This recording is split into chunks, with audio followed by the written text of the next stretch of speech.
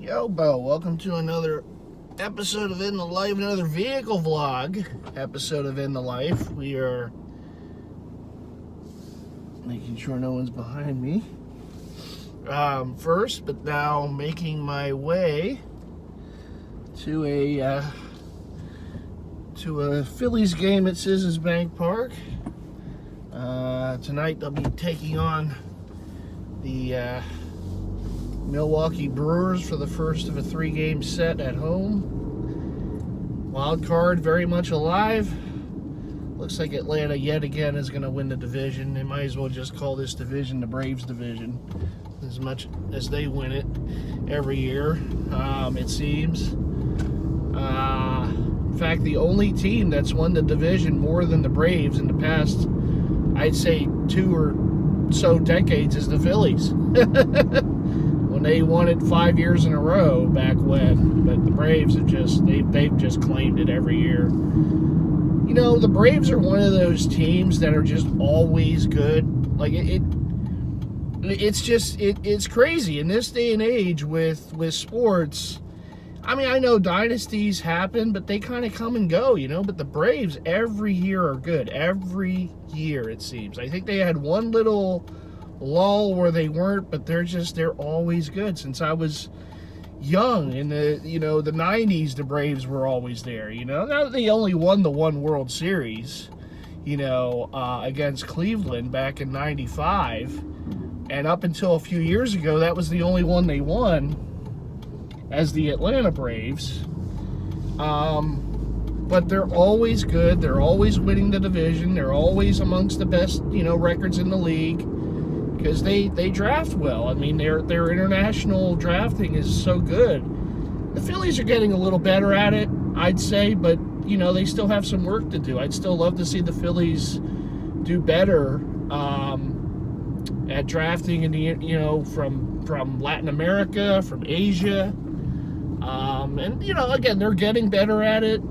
Certainly better than they were some years ago, but that's how you win. That's how you sustain, winning in baseball. If you have very good pull in those areas, and you draft, you identify the players that are going to be, amongst the next crop, of the really good, talented players, both in the States and overseas. That's how you sustain success. I'm not going to try to say that 5 times fast.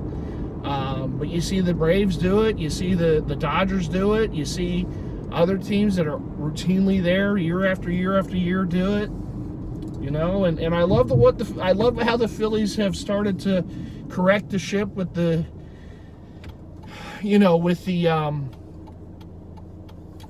scouting, and developing players. I mean, they have some players on the team right now that have, been part of their success in recent years, and they did a good job at developing those players in the minor league. It's one thing to draft those players.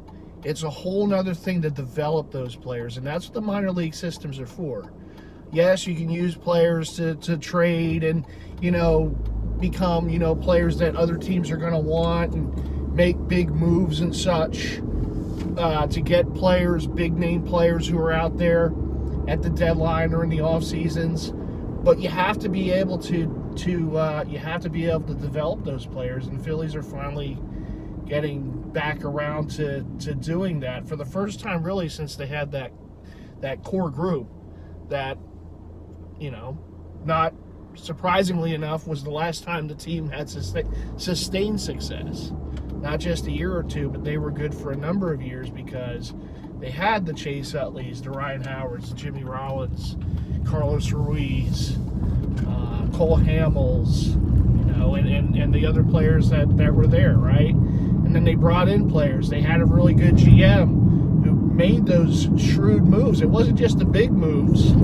It was the moves of identifying other players who were going to make a difference with the ball club, like a Jason Worth, like a Shane Victorino, who was a Rule 5 pick. I mean, it's bringing in a Brad Lidge when people may have thought he was done. right? Jamie Moyer. You know, it wasn't the big names, it wasn't the sexy names out there that they would go after later, but it was just being smart. It was making those smart moves. I thought what they did at the deadline last year was smart. It wasn't the big names. You know, it was guys that, though, they brought them in and they helped them, you know, make the playoffs and have success in the playoffs. You know, it ended in a loss to Houston in the World Series, but, I mean, Houston's a freaking, you know, dynasty. What can you do? Sometimes you're just going to lose to a team like that. But the Philadelphia teams always seem to play anymore when they get to the finals.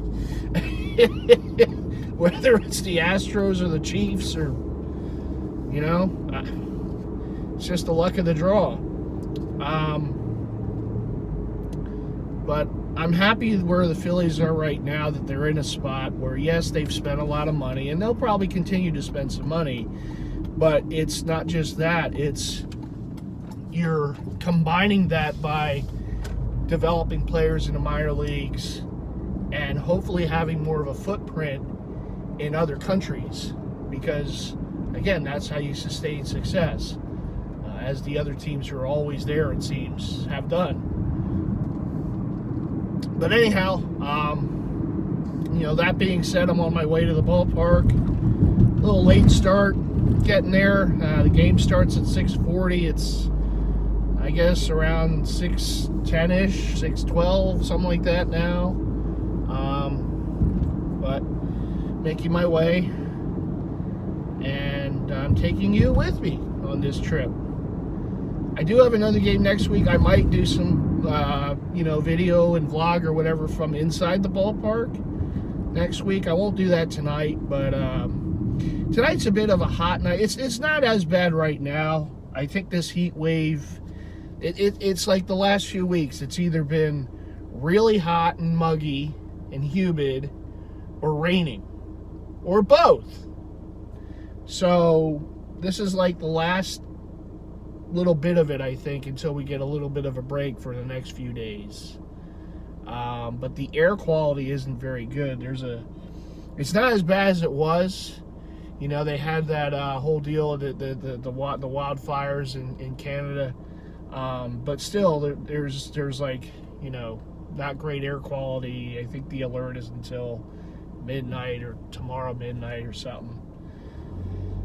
And you can kind of feel it. The good thing is it's a little windy now, and that certainly has helped, at least with the heat. It's not as humid tonight, but it's still a warm evening. It's a summer evening, a July evening, and, you know, it's still a bit, you know, humid out. So didn't rain though. I think a couple days ago there was a thought that it would rain tonight, but that's not the case, and that's good. I know on Sunday, Phillies finished off the series with San Diego, and it was one of those, like, you know, rain in the morning and early afternoon type of days, and they postponed the start of the game for a few hours, but they let people in like normal, and that, you know, that kind of sucks, just to go there and kind of just sit around and walk around, I guess, in the rain for a few hours, and then the game finally starts. But, you know, they've been getting good crowds, and, you know, obviously the team's playing well. They're in the wild card hunt. As the Philly captain, you know, would say, the hunt for Red October is still alive and well. Not going to get the division title. That's okay. They didn't win it last year, and they went to the World Series. So, you know, just get in. You know, just get, like you said last year, you just wanted to dip the feet. Well, I want the feet in the water again this year, okay? And, you know, as we learned last year, you know, baseball's a funny sport. If you get in, you start going on a roll, the next thing you know, you're playing for the Commissioner's Trophy. And, of course, we didn't win it, but came close, 2 games away. So, you know, I think they have a very good shot of getting back to the postseason as a wild card team.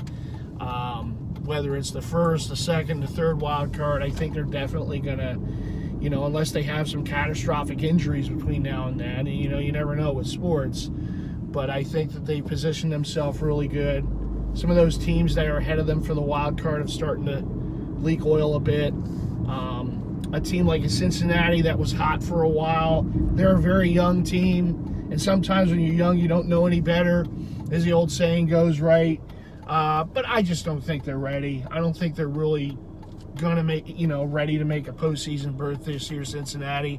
I think the second half of the season's going to be a little tougher on them because they may have, caught some people by surprise, and some of their young players are playing really good for a time there where they had the lead in the division. But I think the second half's going to be a little different for them. And, already Milwaukee swept them in Cincinnati. But they're one of those teams chasing with the Phillies right now for the third wild card. The Marlins have been losing. The Diamondbacks, another team that probably isn't quite ready for the postseason this year, at least from the outset of the season.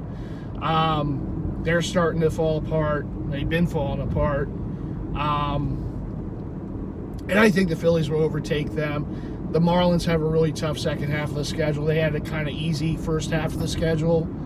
They, by winning percentage of the teams they were playing, the second half's a little different. And I know they're still a very good team with very good young pitching. And, Luis Ariz, you can't get him out. And Soler has been back to hitting home runs again this year. But honestly, unless they make a huge move like an Ohtani or, a couple players, they're just not built, I think, good enough to sustain it for the rest of the year, that lineup at least.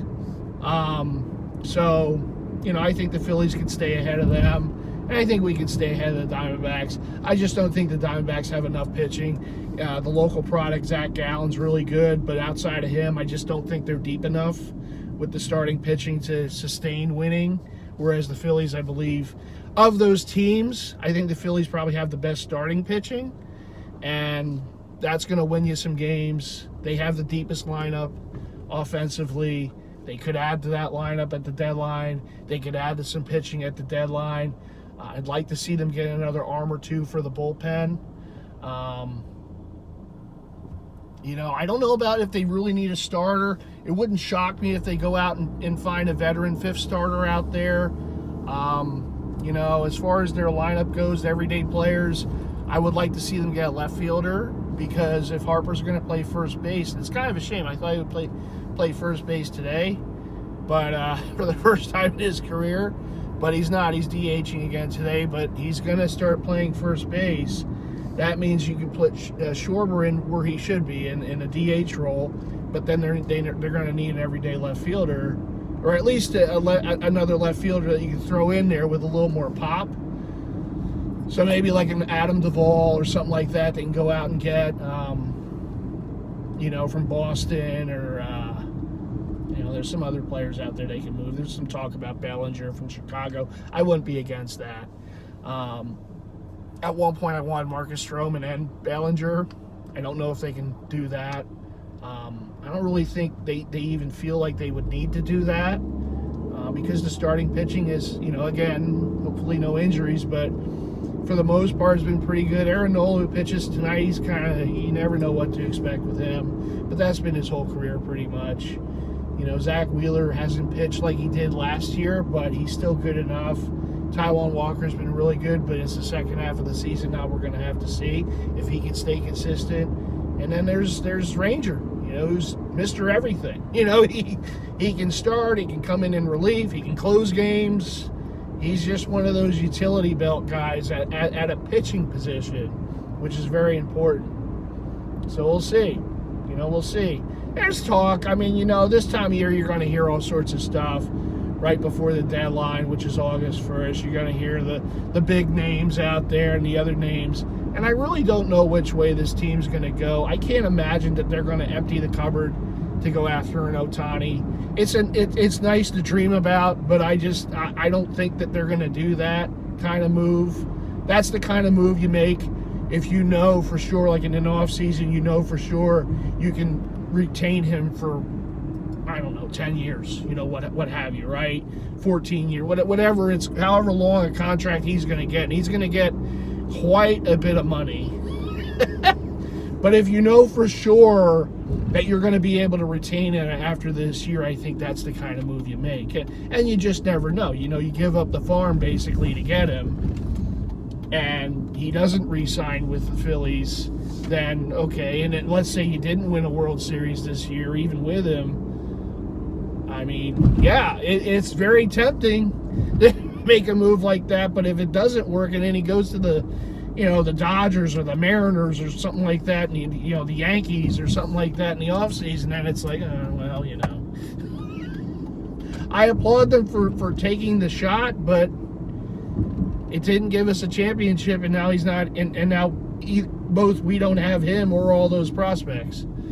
So you're really, it's a real game of Russian roulette, of cat and mouse that you have to play, and I don't know. First of all, the Angels owner is dumb. So I don't think ultimately he's going to trade him, even though he should trade him. He should have traded him at the deadline last year, and he didn't do it. And again this year, I think the guy's dumb as a bag of rocks. So, I mean, first of all, you have a franchise with Ohtani and Trout, and you can't win with those two. And I know Trout's gotten hurt. I know Ohtani had Tommy John at one point. But, I mean, how can you not win with those guys? It's like you have the modern-day Mickey Mantle and Babe Ruth on your team, and you stink. That it is what it is. It's because of ownership. Let's just call it what it is. So that guy's still there. So, we'll see. If they move him, they move him. But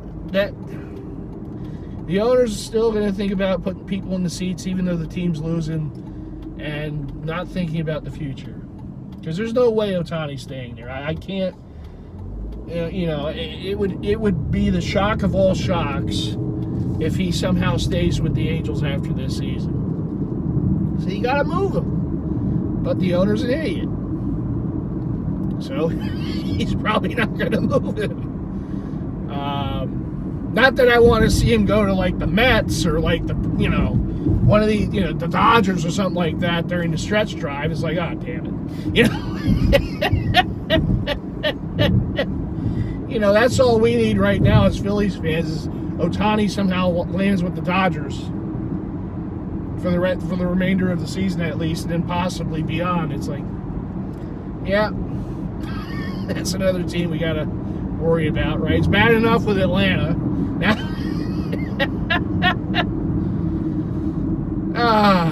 so we'll see. We'll see what happens. But this time of year, you're going to hear all sorts of stuff. Teams are going to be connected to this guy or that guy, and until it happens, there's people talking about Soto to the Phillies, and some of those Cardinals players. It's like, let's wait and see. I'm excited, though. I do know this. The Phillies have an organization and a front office that wants to win. And they're going to do whatever it takes to win. We've seen that since getting Bryce Harper. They are going to make moves. They're not going to be quiet. I don't think they're going to sit on their hands. So would it shock me if they make some blockbuster move at the deadline? No. But I also think it's as important to do that as it is just to make smart moves. If it's lesser known players, but quality players, players that can help your bullpen, players that you can bring off the bench to give you some good at-bats, or maybe play in the outfield, left field, once, Mr. Harper starts to play at first base. And,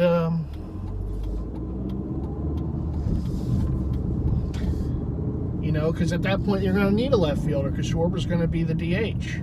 Schwarber's not a left fielder anyway. I don't think he's ever going to win a Gold Glove, but his best role is DH. So, if the Phillies don't make a blockbuster move, but they make smart moves like they did last trade deadline, I'd be okay with that, honestly. And you make the big move in the offseason or something like that. If you can't make it now, you make it in the offseason. The team is still good. They're going to be good. At my mind, they're going to be a playoff team. They're going to make one of the wild card spots. and you take a chance. I'd like to see them fortify certain things, so if they can't go out and get Soto or Ohtani or, Arenado or any of those big, multiple-time All-Stars, players, but you bring in some good, bullpen help or a fifth starter that could also come off the, be a long relief or something like that in the postseason, or some, help in the at left field, or another bat off the bench, moves like that. I mean, guys like Amuno Sosa last year, and David Robertson, and Marsh, who's now their most of the time starting center fielder, Brandon Marsh, and even Syndergaard, pitched some decent innings for them last season in the postseason. So they weren't big names, or in Syndergaard's case, no longer a big name like he was when he was a starter with the Mets, but it was just a solid move. It was a solid move for the team to fortify certain positions, and that's one of the reasons they made the postseason. And that's where you got to be smart. Yeah, the names are out there, and they might be out there, and maybe the Phillies land one of them. But if not, I'd be perfectly happy with seeing them just make smart moves and not give up the farm, to do so. Anyhow, I've gone on about half the trip about the Phillies and baseball, but I love baseball. It's always been something I've enjoyed, and the Eagles will always be numero uno. But the Phillies have always been a team I've enjoyed, and I've been through a lot of down years. Believe me, I know the fellow Philly fans can tell you that, but when they're playing good and they're making postseason runs, it just makes it, those years that much more, worth it, because you had to go through all that crap, to get to the years like this. It makes you appreciate it, You're not the Braves, you're there every single year, or the Dodgers, you're there every single year, And I'm not saying those fans don't appreciate it, they sure do, but you just get used to it, It's like, well, where's the drama, Postseason, I know there's drama then, but it's like, you're going to be good every year. You're going to be in the playoffs just about every year, if not every year. So there's no drama as far as are you going to get there. The drama is what happens once you get there, right? So for the Phillies, there's still some drama in getting there, because they're not going to win the division. So they got to get in as a wild card, which means you got to beat some teams out. And look, they were able to do it last year, and they had a lot of success. We had a lot of fun. Hopefully they can do that again this year. Hopefully they can close the deal this year. That would be nice. Hopefully we don't have to play Houston again. That would be nice. Maybe we'll play Tampa Bay. We know how to beat them in World Series, so maybe we'll have to play them again.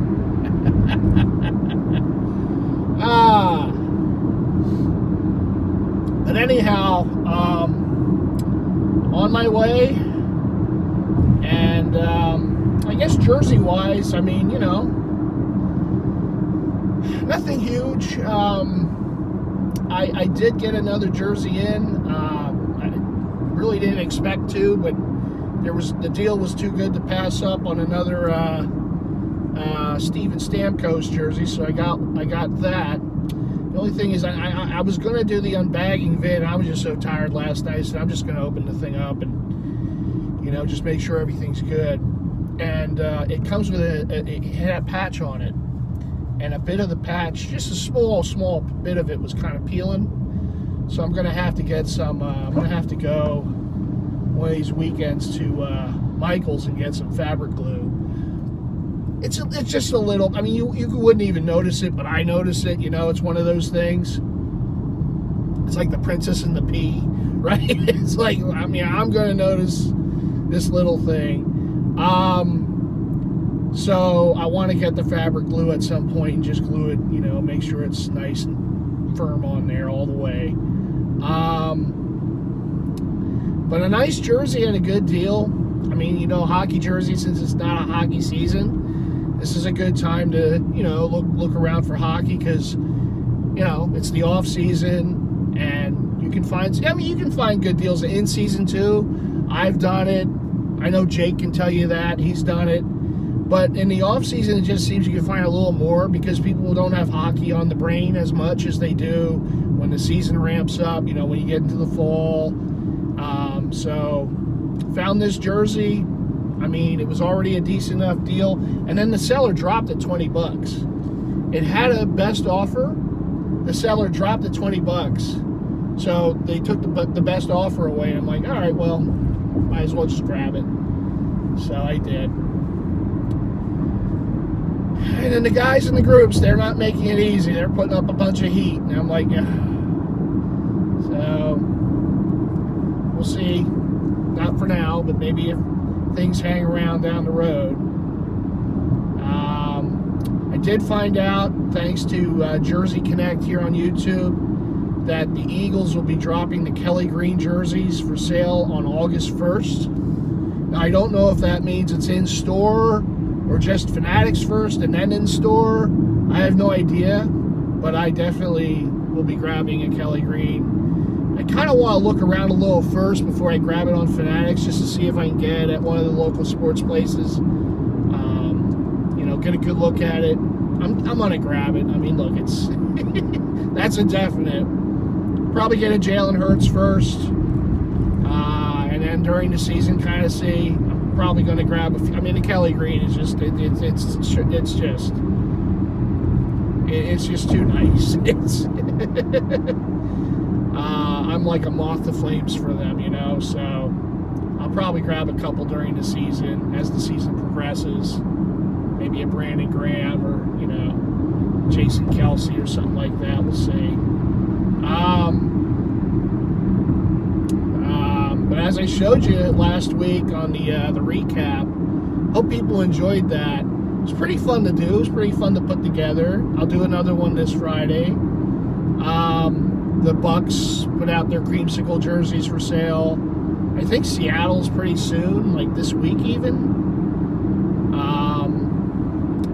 Tennessee, they're going to do the Oilers jersey. I forgot to mention that during the recap. They're going to bring back the old Houston Oilers, the Love You Blues. So I think those are coming out pretty soon.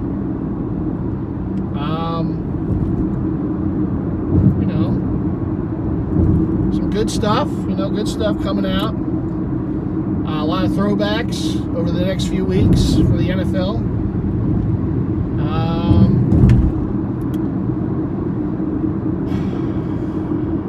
That's pretty much it as far as jerseys are concerned.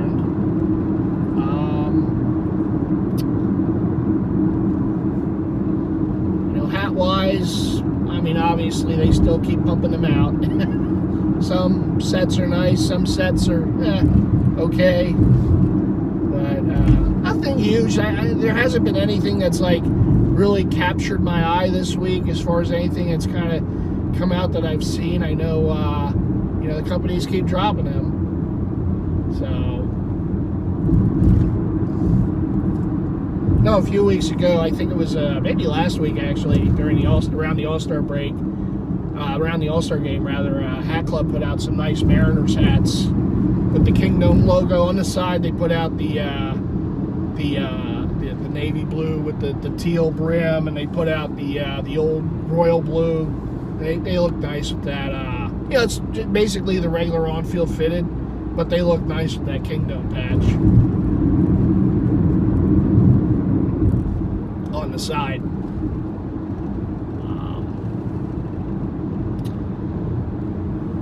So, 995 now, heading north towards the city. I did not take I-95 going home, though, from games. I've learned. Because there's always something here. It's backed up. There's construction. Every time. You can't avoid it. There's probably going to be a little backup on the way, too. But usually, like, coming back from games, usually around this area, no. So I'll probably just take Broad Street back, take that towards, to the Schuylkill, and take that home. Because it doesn't usually get backed up like it does here.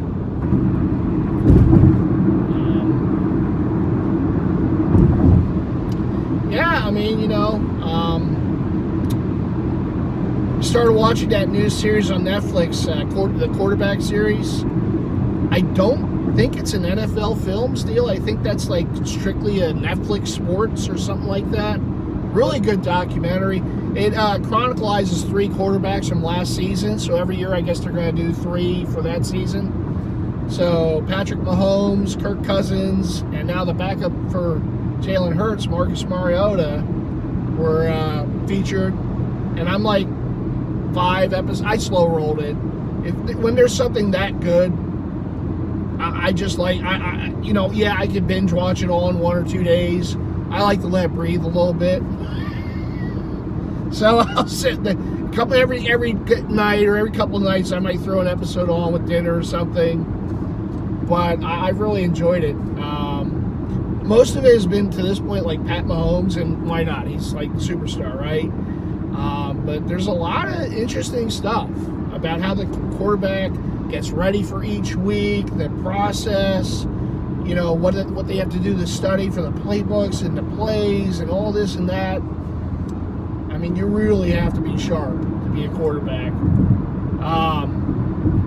But a few things interested to me about the series so far. A, just what type of beating Kirk Cousins takes. Yeah, you know what? I know he's never won like the big game. He's just he doesn't seem to come up big during the primetime games and playoff games and whatnot. Man, he takes a beating, and he keeps playing. He gets up. I'll give him that. I'll give him credit, man. He's one tough son of a gun. He gets up after some of these hits that are just ferocious. And the other thing is, it's just so funny to me because it's unedited, right? You hear all the cursing, you hear everything, and Pat Mahomes, like, he gets all fired up, he starts cursing, his voice.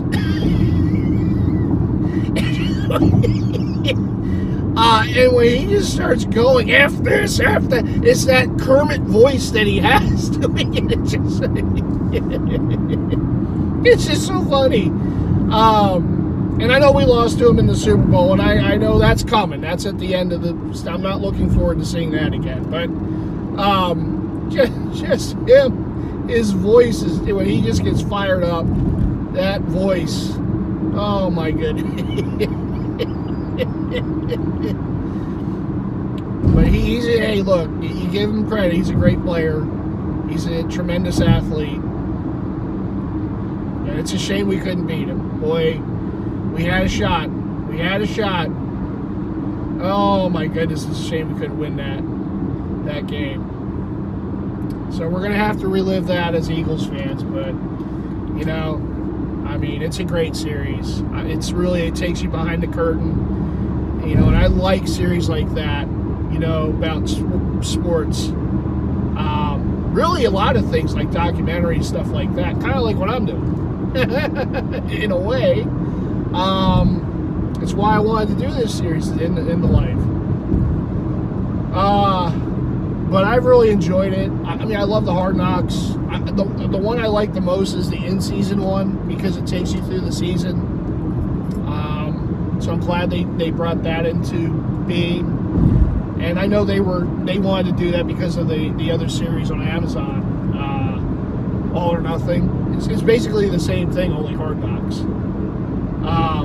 So I enjoy that series. But this quarterback series is awesome so far. It really is. I haven't gotten to the part yet where Mariota starts to struggle, and I know he lost his job as a starter, so I'm sure they're going to really dig into that. And here we go. Here's the backup, right? Not far from the bridge. So that's going to be interesting to see, because obviously it took you right through it. So that's going to be interesting to see when that happens with him. I think it's within the next episode or two. And it just goes back and forth between the three. And it shows some of their stuff, what they do outside of football. Like they all have families, and for the most part kids. And, the stuff like, they're doing, and the family life, and the wives, and going to the games and such with the kids. And It's cool. Like I said, it kind of, we all see these guys as athletes, right? Oh, this is a football player, but I mean, they're people, so they're going to have stuff like any person would with family and, different situations. And, so that's why series like this are cool, because it lifts the curtain, it lifts the veil, if you will, and you can kind of see the personality. It's not just a machine, plays football on Sundays, and that's all they do. I mean, as great as a player might be, like a Mahomes, he has a life. He has a family. He has a wife and kids, and all things he has to do for family. His wife apparently is a part owner of the female soccer team in Kansas City, because she was a soccer player. Mariota's wife too. And those two met at Oregon at the university.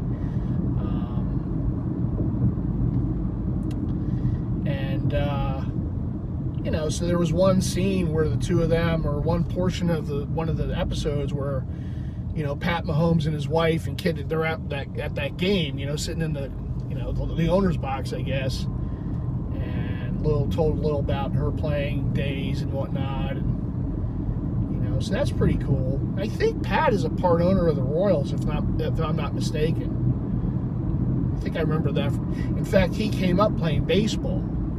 He wasn't a football player. He wanted to play baseball because his dad was a baseball player. He was he played some seasons in the major leagues, including with the Mets. So Pat was a baseball player, and then he just found football, and the rest is history. I think Jalen Hurts played baseball. A lot of quarterbacks, you notice there's a lot of quarterbacks that play baseball.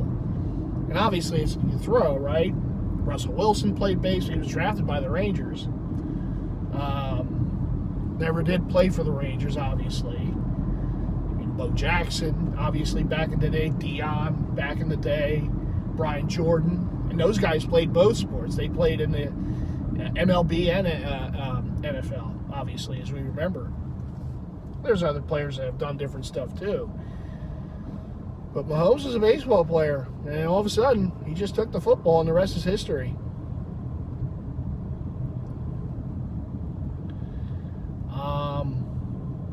He found that love of being a quarterback. And I'm a little surprised they didn't stick with baseball, because his dad obviously was a player in the big leagues, and he would go to, the games and such. And so the football kind of came late with him. And like I said, I mean, he's obviously, look, he's more than done his made that work for him. But I am kind of surprised he didn't just stick with baseball, but maybe he just felt he found the love, and he had more of a love of being a quarterback than being a baseball player. But sometimes you do wonder, right? You wonder if they did stick with that other sport, how would they have done?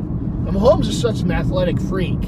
I can imagine he would have been okay. He would have done all right for himself in baseball. Russell Wilson, too.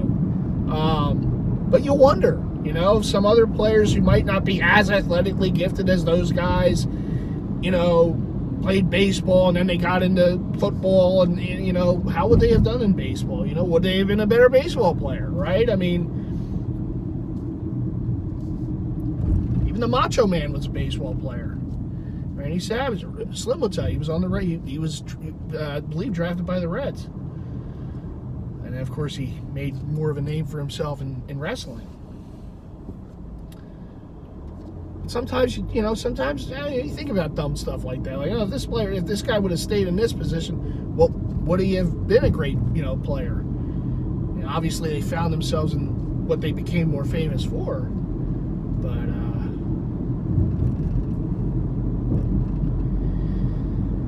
going over the bridge now. Be at the ballpark pretty soon. Getting hangry, so I'm going to have to eat something.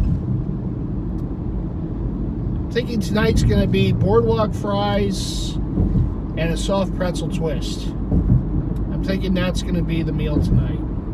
That's a wholesome meal. That gets it done.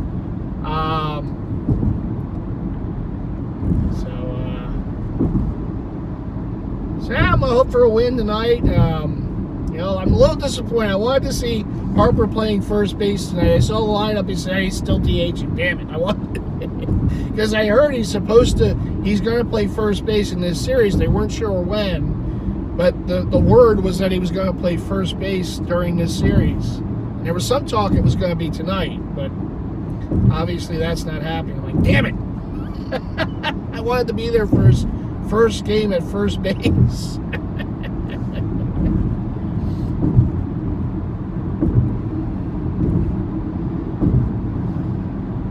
So pickup-wise, probably going to be a little quiet. I do want to get to the Mitchell & Ness flagship to get a couple of those fitted MLB hats. But honestly, not too much. I do have a trip planned in a few weeks to go back over to Maryland, the Slims. So kind of saving a bit for that. There are stuff out there I would love to get.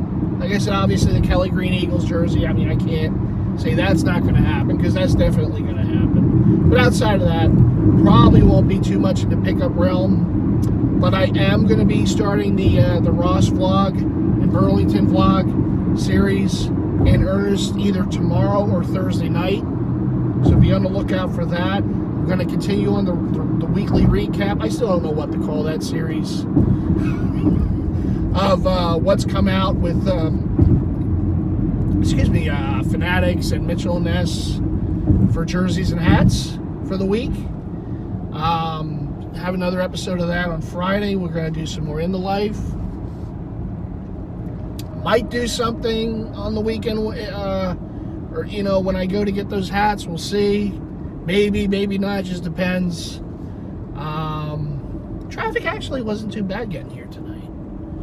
That wasn't too bad. Now I gotta be careful. Now I gotta pay attention because it's a break in.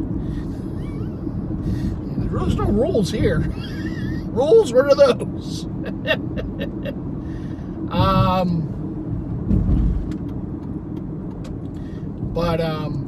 So we'll see what the weekend brings. Like I said, I am going to do the Ross vlog starting, like I said, either tomorrow or Thursday. So be on the lookout for that. The recap on Friday. Maybe do something on the weekend with the In the Life. We'll see. And we're just going to go from there. I'm going to take it week by week. So, all right. I'm at the ballpark. And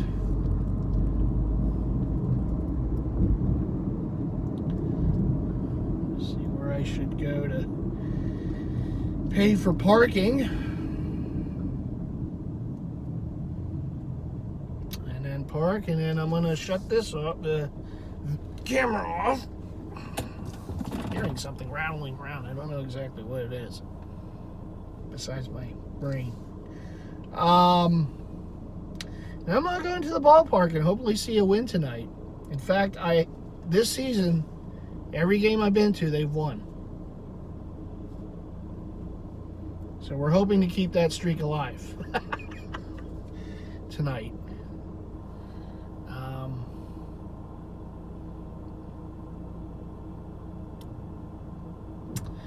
But yeah, I'm looking forward to the rest of the summer. Obviously, I'm looking forward to fall weather. I miss fall weather. I really do. But I'm looking forward to that. I'm looking forward to my trip to Maryland in a few weeks. Hope everything's going well with Slim. And, we're just going to take this one day at a time. And that's all you can do. That's all you can do. Tonight at the ballpark, then back to work in the morning, and just the hamster wheel just keeps going. But other than that, things are going okay. Can't complain. Even if I did, I'm just complaining to myself, basically.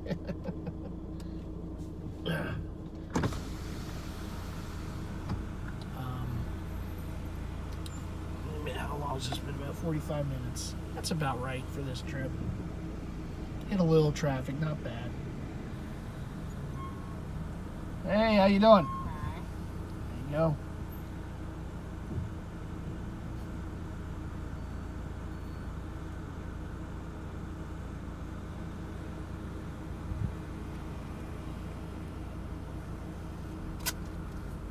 Thank you. Have a good one.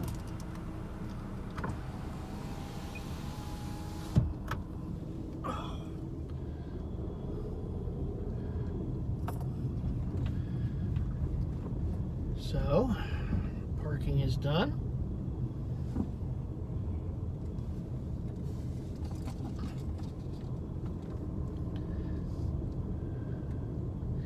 Like I've always said, I always try to find a landmark in the parking lot and park near that so I remember where I am.